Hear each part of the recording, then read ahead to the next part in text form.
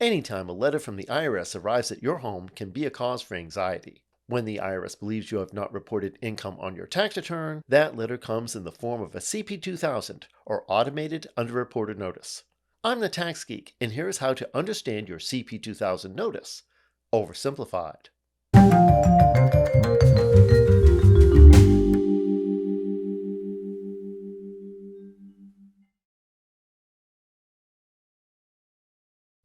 The CP2000, or Automated Underreported Notice, is sent out when income, deductions, or credits claimed on your tax return differ significantly from the source documents the IRS received, possibly resulting in additional tax owed to the IRS. These are automated notices sent out by IRS computers, hence the C in CP2000. These are not audit notices. They simply propose an increase in tax liability plus any associated penalties or interest and give you an opportunity to either pay the additional tax or respond with reasons showing you don't owe some or all of the additional tax. In 2024, the IRS changed the format of these notices with three goals in mind: being a little more taxpayer friendly, increasing security, and reflecting newer technology. Rather than leading with the proposed additional amount of taxes in bold on the first page, the new notice leads with an arguably kinder and gentler, "Did you forget to include something on your return?" The additional proposed amount due often doesn't even show up until page 3 of the notice. As a security measure, the new format omits your Social Security number. The fax number is missing, replaced by instructions on how to use the IRS's document upload tool. And the payment coupon is gone, replaced by instructions on how to pay electronically.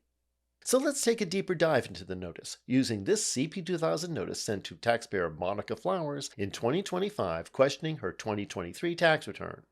Monica is a single mother with a daughter who started college in 2023. To help pay the tuition, she withdrew money from her IRA, and she also took a distribution from a 529 account she established many years ago when her daughter was little. Monica received a Form 1099-R from Retirement Bank, but she left it off her tax return in the mistaken belief, unfortunately shared by many, that by having taxes withheld, she had already paid the tax on her distribution. She had also been told that money taken out of a 529 account and used for educational expenses was tax-free, so she didn't bother to account for the 1099-Q she received from her state's 529 plan. In October 2025, this CP2000 notice arrived at her mailbox. Let's take a look at the notice and see if we can understand it. The first page of the notice explains the purpose of the notice and what she needs to do to respond to the notice. She has 30 days to respond to the notice, but she can request additional time using either an online request or by calling the number on the notice. It also shows briefly how to reply, but more detailed instructions are given later in the letter. Page 2 of the letter shows exactly what the IRS believes is missing from the return. In her case, this is the 1099-R from Retirement Bank and the 1099-Q from the state 529 program. Please note that even though the 529 distribution was $5,500, only the earnings component of $899 is potentially taxable.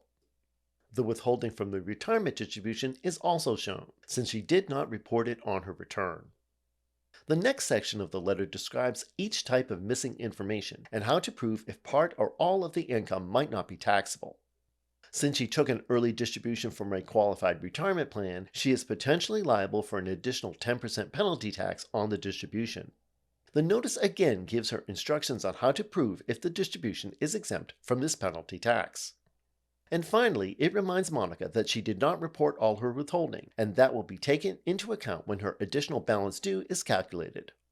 The notice then emphasizes that this does not constitute a tax audit, and that the return might be audited later. This is usually something you shouldn't worry about, as long as you respond to the notice promptly and properly and pay any balances due.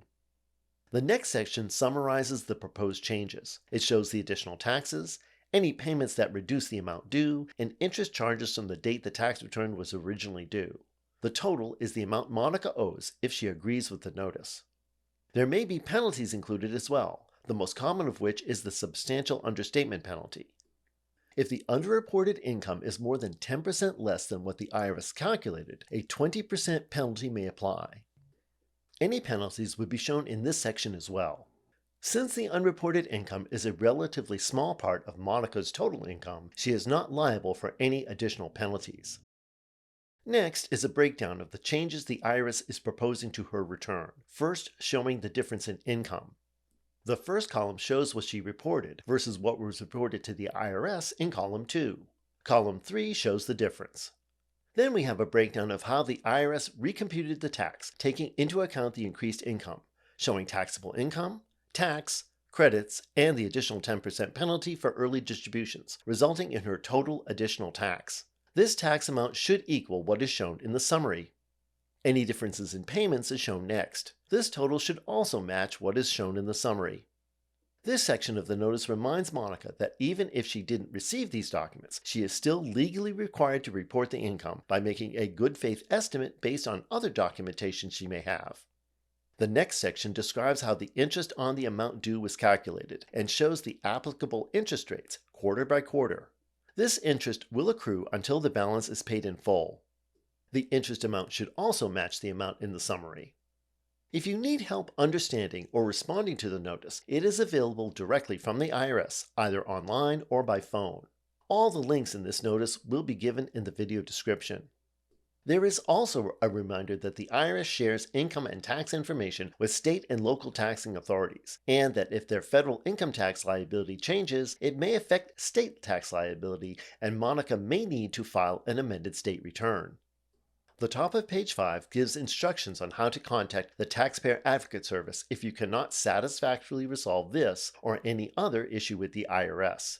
The Taxpayer Advocate Service is an independent agency within the IRS with the mission of assisting taxpayers with difficult, unresolved tax situations.